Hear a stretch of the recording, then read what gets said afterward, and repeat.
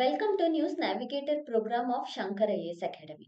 ನಮ್ಮ Shankar IAS academy ಕಡೆಯಿಂದ ಕರ್ನಾಟಕದ ಸ್ಟೂಡೆಂಟ್ಸ್ಗೆ ಯಾರೆಲ್ಲ ಕನ್ನಡದಲ್ಲಿ ಕೆಎಎಸ್ ಬರೀತಾ ಇರ್ತಾರೆ ಅಥವಾ UPSC ಬರೀತಾ ಇರ್ತಾರೆ, ಹಾಗೆಯೇ ಯಾರೆಲ್ಲ ಎಕ್ಸಾಮ್ ಅಲ್ಲಿ ಒಂದು ಆರ್ಟಿಕಲ್ಸ್ ಕೊಟ್ಟಿದ್ರೆ ಅಥವಾ ಎಡಿಟೋರಿಯಲ್ ಅಲ್ಲಿ ಆರ್ಟಿಕಲ್ ಇದ್ರೆ ಅದು ಅವ್ರಿಗೆ ಅರ್ಥ ಆಗ್ತಾರಲ್ಲ ಅಂತವ್ರಿಗೋಸ್ಕರ ಮೇನ್ಸ್ ಪರ್ಸ್ಪೆಕ್ಟಿವ್ ಅಲ್ಲಿ ನ್ಯೂಸ್ ನ್ಯಾವಿಗೇಟರ್ ಪ್ರೋಗ್ರಾಮ್ ಅನ್ನ ತಗೋ ಬಂದಿದ್ದೀವಿ. ಸೊ ಇದರಲ್ಲಿ ನಿಮ್ಗೆ ಇಂಪಾರ್ಟೆಂಟ್ ಆರ್ಟಿಕಲ್ಸ್ ಯಾವ್ದೆಲ್ಲ ಇರುತ್ತೆ ಅದನ್ನ ಪಿಕ್ ಮಾಡ್ಬಿಟ್ಟು ಸೆಲೆಕ್ಟ್ ಮಾಡಿ ಅದನ್ನ ಎಕ್ಸ್ಪ್ಲೈನ್ ಮಾಡ್ಕೊಡ್ಲಾಗುತ್ತೆ ಮೇನ್ಸ್ ನ ಪರ್ಸ್ಪೆಕ್ಟಿವ್ ಅಲ್ಲಿ. ಅದೇ ರೀತಿಯಲ್ಲಿ at the end of the video session ನಿಮ್ಗೊಂದು ಪ್ರಿಲಿಮ್ಸ್ ಸೆಷನ್ ಕೂಡ ಇರುತ್ತೆ. ಒಂದು ಪ್ರಿಲಿಮ್ಸ್ ಕ್ವಶನ್ ಕೂಡ ಇದರಲ್ಲಿ ಅನಾಲಿಸಿಸ್ ನ ಮಾಡ್ಕೊಡ್ಲಾಗುತ್ತೆ. ಒಂದು ಮೇನ್ಸ್ ಕ್ವಶನ್ ಇರುತ್ತೆ, ಹಾಗೆ ಒಂದು ಪ್ರಿಲಿಮ್ಸ್ ಕ್ವಶನ್ ಕೂಡ ಇರುತ್ತೆ. ಸೊ ಇವತ್ತಿನ ಈ ಒಂದು ವಿಡಿಯೋದಲ್ಲಿ ನಾವು ಯೂನಿಯನ್ ಹೆಲ್ತ್ ಮಿನಿಸ್ಟ್ರಿ ಕೊಟ್ಟಿರುವಂತಹ ಆರ್ಗನ್ ಟ್ರಾನ್ಸ್ಪ್ಲಾಂಟೇಶನ್ ರಿಪೋರ್ಟ್ ನ ಬಗ್ಗೆ ನೋಡ್ಕೊಳ್ಳೋಣ. ಯೂನಿಯನ್ ಹೆಲ್ತ್ ಮಿನಿಸ್ಟ್ರಿ ಇತ್ತೀಚೆಗೆ ಆರ್ಗನ್ ಟ್ರಾನ್ಸ್ಪ್ಲಾಂಟೇಶನ್ ಬಗ್ಗೆ ಒಂದು ರಿಪೋರ್ಟ್ ಅನ್ನ ಬಿಟ್ಟಿದೆ. ಇದರ ಪ್ರಕಾರ ಈ ರಿಪೋರ್ಟಿನ ಪ್ರಕಾರ ಆರ್ಗನ್ ಟ್ರಾನ್ಸ್ಪ್ಲಾಂಟೇಶನ್ ಗೆ ಬೇಕಾಗಿರುವಂತಹ ಡಿಮ್ಯಾಂಡ್ ಅಂಡ್ ಸಪ್ಲೈ ರೆಡ್ಯೂಸ್ ಆಗ್ತಾ ಇದೆ. ಅಂದ್ರೆ ಡಿಮ್ಯಾಂಡ್ ಎಷ್ಟಿದೆ ಅದಕ್ಕೆ ತಕ್ಕಂತೆ ಸಪ್ಲೈ ಇಲ್ಲ ಅಂತ ಹೇಳ್ಬಿಟ್ಟು ಈ ಒಂದು ಮಿನಿಸ್ಟ್ರಿಯ ರಿಪೋರ್ಟ್ ತಿಳಿಸ್ಕೊಡ್ತಾ ಇದೆ. ಈ ಒಂದು ರಿಪೋರ್ಟಿನ ಪ್ರಕಾರ ಈ ರಿಪೋರ್ಟ್ ಏನ್ ಹೇಳುತ್ತೆ, ಇದರ ಫ್ಯಾಕ್ಟ್ಸ್ ಏನು, ಆ ಫ್ಯಾಕ್ಟ್ಸ್ ಅನ್ನ ನಾವು ಎಲ್ಲಿ ಇನ್ಕ್ಲೂಡ್ ಮಾಡ್ಕೋಬಹುದು, ಹಾಗೆಯೇ ಆರ್ಗನ್ ಟ್ರಾನ್ಸ್ಪ್ಲಾಂಟೇಶನ್ ಅಂದ್ರೆ ಏನು, ಯಾವ್ಯಾವ ಸ್ಟೇಟ್ಸ್ ಅಲ್ಲಿ ಈ ರೀತಿಯಾದಂತಹ ಕ್ರೈಸಿಸ್ ಇದೆ, ಪ್ರತಿಯೊಂದನ್ನು ಕೂಡ ಈ ಒಂದು ವಿಡಿಯೋದಲ್ಲಿ ನೋಡೋಣ. ಹಾಗೆಯೇ ಈ ಆರ್ಗನ್ ಟ್ರಾನ್ಸ್ಪ್ಲಾಂಟೇಶನ್ ಗೆ ಆಗ್ತಿರುವಂತಹ ಚಾಲೆಂಜಸ್ ಏನು, ನಾವು ಏನ್ನ ಮಾಡಬಹುದು, ಇದಿಷ್ಟನ್ನು ಕೂಡ ಈ ಒಂದು ಪರ್ಟಿಕ್ಯುಲರ್ ವಿಡಿಯೋದಲ್ಲಿ ನೋಡ್ಕೊಂಡು ಹೋಗೋಣ. ಮೊದಲಿಗೆ ಆರ್ಗನ್ ಟ್ರಾನ್ಸ್ಪ್ಲಾಂಟೇಶನ್ ರಿಪೋರ್ಟ್ ಅನ್ನ ಸಬ್ಮಿಟ್ ಮಾಡಿದೆ. ಎಸ್ಪೆಷಲಿ ಈ ರಿಪೋರ್ಟ್ ಏನ್ನ ಹೈಲೈಟ್ ಮಾಡ್ತಿದೆ ಅಂತ ಹೇಳಿದ್ರೆ long waiting list. Because waiting list ಜಾಸ್ತಿ ಆಗ್ತಿದೆ ಅಂತ ಹೇಳಿದ್ರೆ ಲೈಫ್ ಸ್ಪ್ಯಾನ್, ಯಾರಿಗೆ ಆರ್ಗನ್ ನೆಸೆಸಿಟಿ ಇರುತ್ತೆ ಅವರ ಒಂದು ಲೈಫ್ ಸ್ಪ್ಯಾನ್ ರೆಡ್ಯೂಸ್ ಆಗ್ತಾ ಬರುತ್ತೆ. ಲಾಂಗ್ ವೇಟಿಂಗ್ ಲಿಸ್ಟ್, ಹಾಗೆಯೇ ಸ್ಟೇಟ್ ಲೆವೆಲ್ ಡಿಸ್ಪ್ಯಾರಿಟೀಸ್, ಈ ರೀತಿಯ ಗ್ಯಾಪ್ಸ್ಗೆ ಅಂದ್ರೆ ಏನ್ demand and supply gap create ಆಗ್ತಿದೆಯಲ್ವಾ, ಆ ಗ್ಯಾಪ್ ಅನ್ನ ಜಾಸ್ತಿ ಮಾಡ್ತಾ ಇರೋದು ಲಾಂಗರ್ ವೇಟಿಂಗ್ ಅವರ್ಸ್ ಮತ್ತೆ ಸ್ಟೇಟ್ ಲೆವೆಲ್ ಡಿಸ್ಪ್ಯಾರಿಟೀಸ್ ಅಂತ ಹೇಳ್ಬಿಟ್ಟು ಈ ಒಂದು ರಿಪೋರ್ಟ್ ಹೈಲೈಟ್ ಮಾಡಿದೆ. ಹಾಗಿದ್ರೆ what is organ transplantation? Exam ಅಲ್ಲಿ ನಮ್ಗೆ ಆರ್ಗನ್ ಟ್ರಾನ್ಸ್ಪ್ಲಾಂಟೇಶನ್ ಅಂತ ಕೇಳಿದ್ರೆ ಇಂಟ್ರೊಡಕ್ಷನ್ ಬರಿಬೇಕಾದ್ರೆ ವಾಟ್ ಇಸ್ ಆರ್ಗನ್ ಟ್ರಾನ್ಸ್ಪ್ಲಾಂಟೇಶನ್ ಅಂತ ಹೇಳ್ಬಿಟ್ಟು ನಾವು ಬರಿಬೇಕಾಗತ್ತೆ. ಸೊ ಹಾಗಿದ್ರೆ ಆರ್ಗನ್ ಟ್ರಾನ್ಸ್ಪ್ಲಾಂಟೇಶನ್ ಅಂದ್ರೆ ಏನು? ಇದೊಂದು medical procedure where a failure or failing organ like kidney ಆಗಿರ್ಬೋದು, ಲಿವರ್ ಆಗಿರ್ಬೋದು, ಹಾರ್ಟ್ ಆಗಿರ್ಬೋದು ಅಥವಾ ಲಂಗ್ ಆಗಿರ್ಬೋದು, ಇದನ್ನೆಲ್ಲ ರಿಪ್ಲೇಸ್ ಮಾಡ್ತಾರೆ. ಯಾವ್ದ್ರ ಜೊತೆಗೆ ರಿಪ್ಲೇಸ್ ಮಾಡ್ತಾರೆ ಅಂದ್ರೆ ಒಂದು ಹೆಲ್ದಿ ಆರ್ಗನ್ ಜೊತೆಗೆ ರಿಪ್ಲೇಸ್ ಮಾಡ್ತಾರೆ from the organ donor. So ಇಲ್ಲಿ ಯಾರ್ಯಾರು ಬರ್ತಾರೆ, ಒಂದು ಆರ್ಗನ್ ಫೇಲ್ಯೂರ್ ಆಗಿರೋರು ಬರ್ತಾರೆ.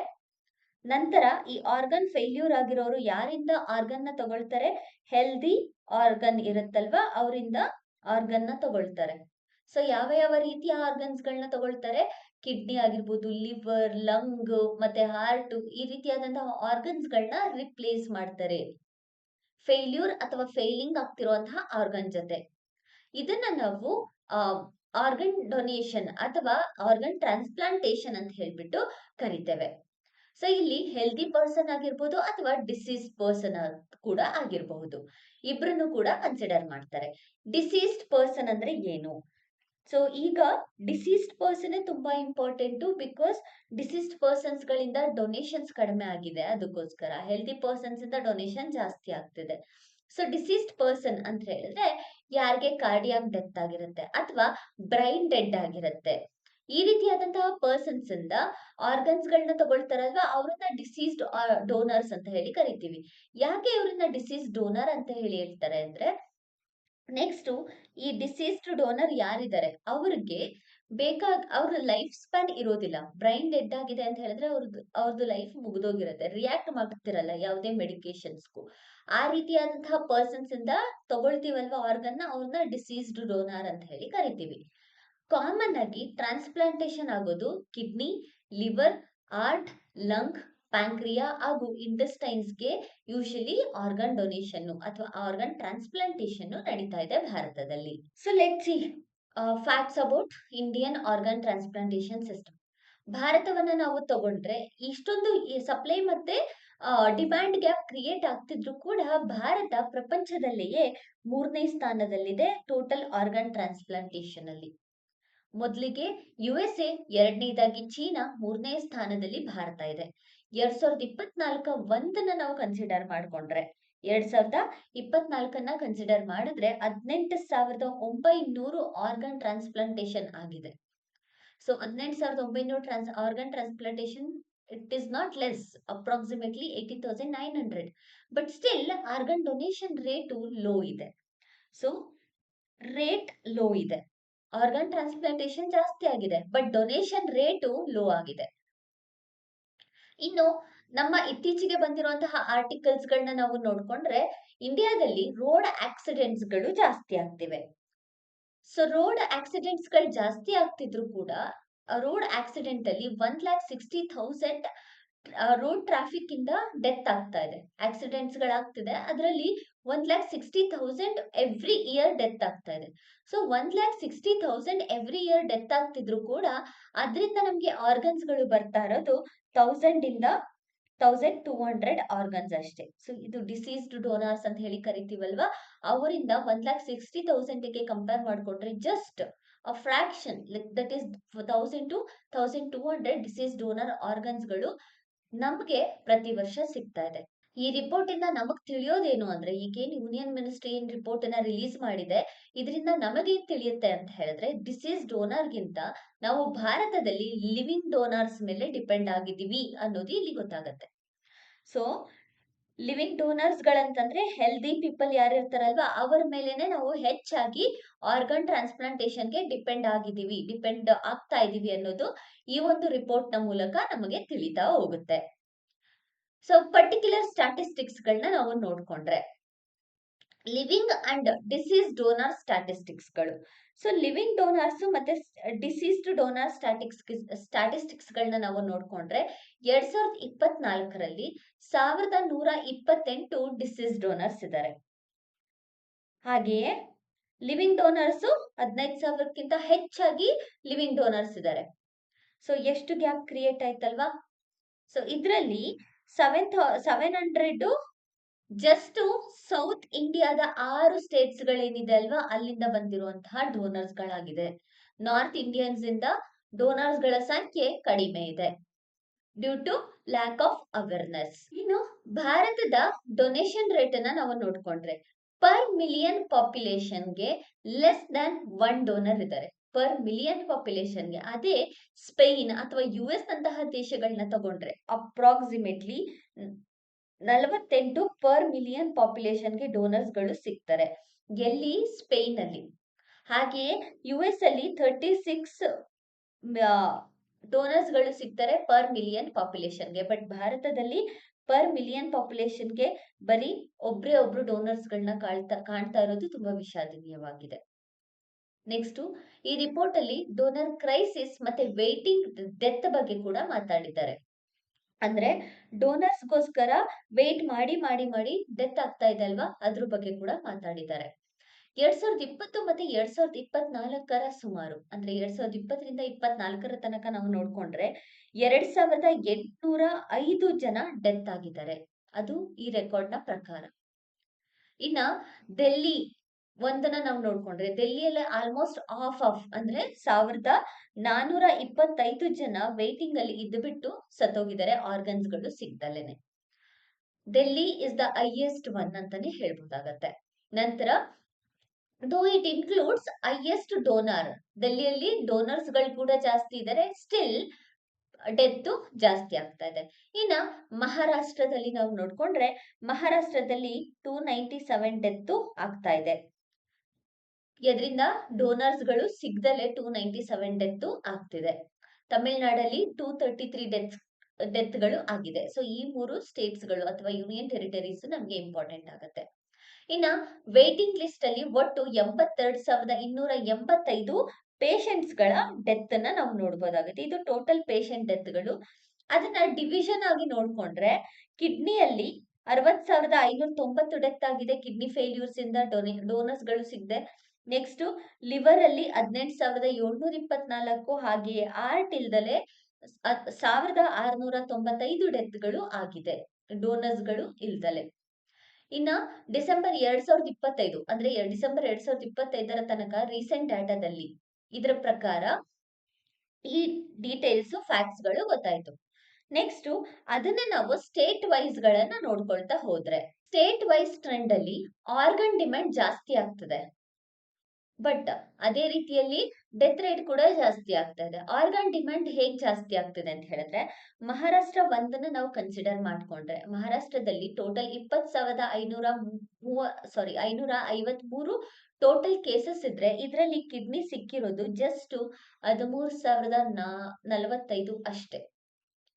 ನೆಕ್ಸ್ಟ್ ಗುಜರಾತ್ ಅಲ್ಲಿ 9,592 ಡಿಮ್ಯಾಂಡ್ ಇದೆ, ಇದು ಡಿಮ್ಯಾಂಡ್. ಬಟ್ ಅಲ್ಲಿ ಸಿಗ್ತಾ ಇರೋ ಡೋನರ್ಸ್ ಎಷ್ಟು ಅಂತ ಹೇಳಿದ್ರೆ ಜಸ್ಟ್ 7,405 ಡೋನರ್ಸ್ ಗಳು, ಅಂದ್ರೆ ಕಿಡ್ನಿ ಡೋನರ್ಸ್ ಗಳು ಸಿಗ್ತಿದ್ದಾರೆ. ಲಿವರ್ ಡೋನರ್ಸ್ 2019 ಮಾತ್ರ ಸಿಗ್ತಾ ಇದ್ದಾರೆ. ಇನ್ನ ತಮಿಳ್ನಾಡಿಗೆ 9,166 ಡಿಮ್ಯಾಂಡ್ ಇದೆ, ಬಟ್ ಅಲ್ಲಿ ಸಿಗ್ತಾ ಇರೋದು 6,448 ಕಿಡ್ನಿ ಹಾಗೆ 2020 ಲಿವರ್ ಅಷ್ಟೇ ಸಿಗ್ತಾ ಇದೆ. ಡೆಲ್ಲಿಯಲ್ಲಿ ಟೋಟಲ್ ಎಷ್ಟು ಬೇಕಾಗತ್ತೆ? ಡೆಲ್ಲಿಯಲ್ಲಿ ಡಿಮ್ಯಾಂಡ್ ಇರೋದು 8,853, ಬಟ್ ಅಲ್ಲಿ ಸಿಗ್ತಾ ಇರೋದು 5,894 ಕಿಡ್ನಿ ಹಾಗೆಯೇ 2,835 ಲಿವರ್. ಸೊ ಈ ಡಿಫರೆನ್ಸಸ್ ನ ನಾವು ಸ್ಟೇಟ್ ವೈಸ್ ನೋಡ್ಬೋದಾಗತ್ತೆ. ಸೊ ಯಾಕೆ ಇಷ್ಟೆಲ್ಲ ಪ್ರಾಬ್ಲಮ್ಸ್ ಗಳು ಕ್ರಿಯೇಟ್ ಆಗ್ತಾ ಇದೆ? ಇಷ್ಟೆಲ್ಲ ಪ್ರಾಬ್ಲಮ್ಸ್ ಇಂದ ಯಾಕೆ ಡೆತ್ ಜಾಸ್ತಿ ಆಗ್ತಾ ಇದೆ? ಏನಿರಬಹುದು ಭಾರತದಲ್ಲಿ ಚಾಲೆಂಜಸ್? ಆ ಚಾಲೆಂಜ್ ಗೆ ನಾವು ತರಬೇಕಾಗಿರುವಂತಹ ಸ್ಟೆಪ್ಸ್ ಏನು? ಗವರ್ಮೆಂಟ್ ಏನೆಲ್ಲ ಸ್ಟೆಪ್ಸ್ ನ ತಗೊಂಡಿದೆ ಅದನ್ನ ನಾವು ನೋಡ್ಕೊಳ್ಳೋಣ. ಮೊದಲಿಗೆ heavy Reliance on living donors. ಭಾರತದಲ್ಲಿ ನಾವು ಜಾಸ್ತಿ ಲಿವಿಂಗ್ ಡೋನರ್ಸ್ ಮೇಲೆ ಡಿಪೆಂಡ್ ಆಗಿದ್ದೀವಿ instead of deceased donors. And state allocations, States ಗಳನ್ನ ನಾವು ನೋಡ್ಕೊಂಡ್ರೆ ಸ್ಟೇಟ್ಸ್ ಗಳಲ್ಲಿ ಈಕ್ವಲ್ ಅಲೋಕೇಶನ್ಸ್ ಇಲ್ಲ, ಪಾಲಿಸಿ ರೀಜನಲ್ ಡಿಸ್ಪ್ಯಾರಿಟೀಸು ಜಾಸ್ತಿ ಆಗ್ತಾ ಇದೆ. ಲಾಂಗ್ ವೇಟಿಂಗ್ ಟೈಮ್ ಜಾಸ್ತಿ ಆಗ್ತಾ ಇರೋದು ಮೂರನೇ ರೀಸನ್. ಯೂಶಲಿ ಇಷ್ಟು ಪೀರಿಯಡ್ ಅಂತ ಇರೋದಿಲ್ಲ, ಲೈಕ್ 1 ಇಯರ್ ಅಲ್ಲಿ, 10 months ಅಲ್ಲಿ, 6 months ಅಲ್ಲಿ ಅಂತ ಇರೋದಿಲ್ಲ. ಮಂತ್ ಟು ಎಷ್ಟು ವರ್ಷ ಆದ್ರೂ ಕೂಡ ವೇಟಿಂಗ್ ಪೀರಿಯಡ್ ಇರ್ಬೋದು. ಸೊ ಬ್ಲಡ್ ಟೈಪು, ಅವರ compatibility, body size, health status, organ availability, ಇದೆಲ್ಲದ್ರ ಮೇಲೆ ನಮ್ಗೆ ಸಿಗುವಂತಹ ಡೋನರ್ಸ್ ಡಿಪೆಂಡ್ ಆಗಿರ್ತಾರೆ. ಸೊ ಹಾಗಾಗಿ ಇದೆಲ್ಲ ಚಾಲೆಂಜಸ್ ನಾವು ಭಾರತದಲ್ಲಿ ಫೇಸ್ ಮಾಡ್ತಿರೋದು. ಹಾಗೆ ಎಷ್ಟೋ ಜನ ಎಜುಕೇಟೆಡ್ಸ್ ಗಳಿಗೆ ಡೊನೇಷನ್ ಮಾಡೋದರ ಮೇಲೆ ಅವೇರ್ನೆಸ್ ಇಲ್ಲದೆ ಇರೋದು. ಎಜುಕೇಟೆಡ್ಸ್ ಜೊತೆಗೆ ಎಷ್ಟೋ ಜನ ರೂರಲ್ ಹೌಸ್ ಹೋಲ್ಡ್ಸ್ ಗಳಿಗೂ ಕೂಡ ಇದರ ಅವೇರ್ನೆಸ್ ಇಲ್ಲದೆ ಇರೋದು, ಈ ರೀತಿಯಾದಂತಹ ಅಂದ್ರೆ ಎಜುಕೇಶನ್ ಇಲ್ಲದೆ ಇರೋದು, ಈ ರೀತಿಯಾದಂತಹ ಪ್ರಾಬ್ಲಮ್ಸ್ ಗಳನ್ನ ಅಥವಾ ಚಾಲೆಂಜಸ್ ನ ಭಾರತ ಫೇಸ್ ಮಾಡ್ತಾ ಇದೆ. ಜೊತೆಗೆ ಟ್ರಾನ್ಸ್ಪ್ಲಾಂಟೇಶನ್ ಗೆ ಬೇಕಾಗಿರುವಂತಹ ಇನ್ಫ್ರಾಸ್ಟ್ರಕ್ಚರ್ ಫೆಸಿಲಿಟಿ ಇಲ್ಲದೆ ಇರೋದು. ಎಷ್ಟೋ ಹಾಸ್ಪಿಟಲ್ಸ್ ಗಳಲ್ಲಿ ಈ ರೀತಿಯಾದಂತಹ ಫೆಸಿಲಿಟೀಸ್ ಇಲ್ಲ. ಕೆಲವು ಅಂಡರ್ ಡೆವಲಪ್ಡ್ ಸ್ಟೇಟ್ಸ್ ಗಳಂತೂ ಇಲ್ವೇ ಇಲ್ಲ. ನೆಕ್ಸ್ಟ್ ವೇಟಿಂಗ್ ಪೇಷಂಟ್ಸ್ ಗಳ ಮಾರ್ಟಾಲಿಟಿ ರೇಟು ಜಾಸ್ತಿ ಆಗ್ತಾ ಇದೆ. 5 ವರ್ಷದಲ್ಲಿ 3,000 ಡೆತ್ ಜಾಸ್ತಿ ಆಗ್ತದೆ. ಇದಕ್ಕೆಲ್ಲ ಗವರ್ಮೆಂಟ್ ಸ್ಟೆಪ್ ನ ಕೂಡ ತಗೊಂಡಿದೆ.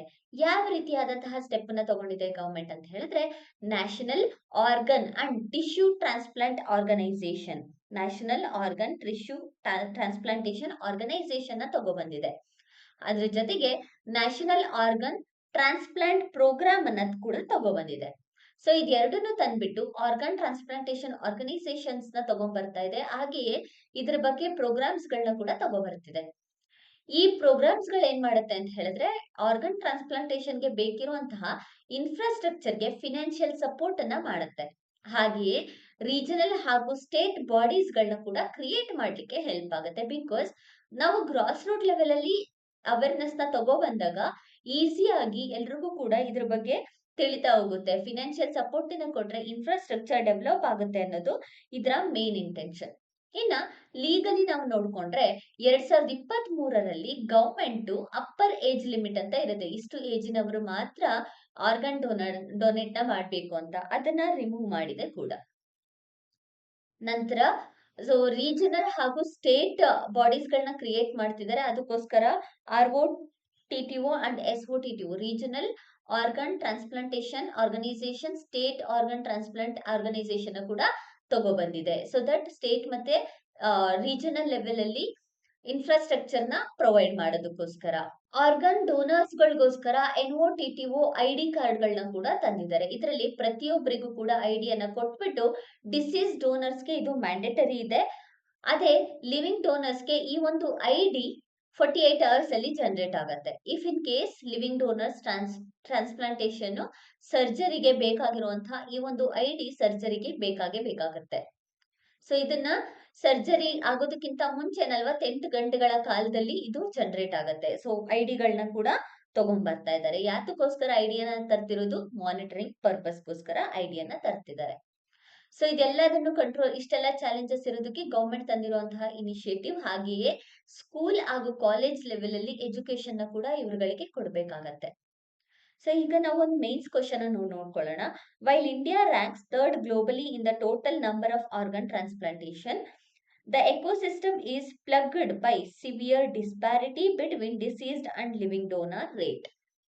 Analyze the structural and ethical challenges, idu structural challenges and idu ethical challenges in India's organ transplantation system. How can the proposed one nation one policy approach address this gap?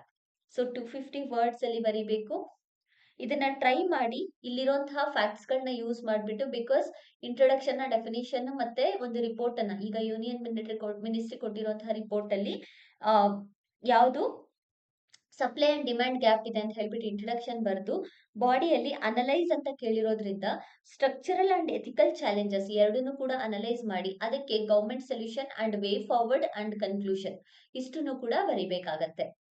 Next ಒಂದು prelims question ನಾವು ನೋಡ್ಕೊಂಡ್ರೆ, with reference to the organ transplantation system in India consider the following statements. India currently has deceased organ donation rate of approximately 36 donor per million population ಅಂತ ಕೊಟ್ಟಿದ್ದಾರೆ.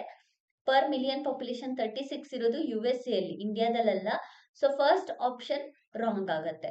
ಇನ್ನ ಎರಡನೇ option, the national organ and tissue transplantation organisation functions under ministry of health and family welfare, ಎರಡನೇ option correct. ಮೂರನೇದು, recent reform in 2023 have removed the state domicile requirement for registering as an organ receipt, ಇದು correct. So answer ಬಂದ್ಬಿಟ್ಟು option B 2 and 3 only ಆಗತ್ತೆ. So ಇದಿಷ್ಟು India's organ transplantation crisis ಬಗ್ಗೆ. ಇದೇ ರೀತಿಯಾದಂತಹ ಹೆಚ್ಚಿನ ವಿಡಿಯೋಸ್ಗಾಗಿ ನಮ್ಮ ಚಾನೆಲ್ನ ಶೇರ್ ಮಾಡಿ, ಹಾಗೆ ಸಬ್ಸ್ಕ್ರೈಬ್ ಮಾಡಿ. ಇಫ್ ಇನ್ ಕೇಸ್ ಆನ್ಸರ್ ಅನ್ನ ಬರೆದ್ರೆ ಅದನ್ನ ಡೈಲಿ ಆನ್ಸರ್ ಅನ್ನ ಪ್ರಾಕ್ಟೀಸ್ ಮಾಡ್ತಾ ಹೋಗಿ, ಡೈಲಿ ಕ್ವಶನ್ಸ್ ನ ನೋಡ್ಬಿಟ್ಟು, ಸೊ ದಟ್ ನಿಮ್ಗೆ ನಿಮ್ಮ ರೈಟಿಂಗ್ ಸ್ಕಿಲ್ ಕೂಡ ಇಂಪ್ರೂವ್ ಆಗ್ತಾ ಬರುತ್ತೆ. Thank you for watching.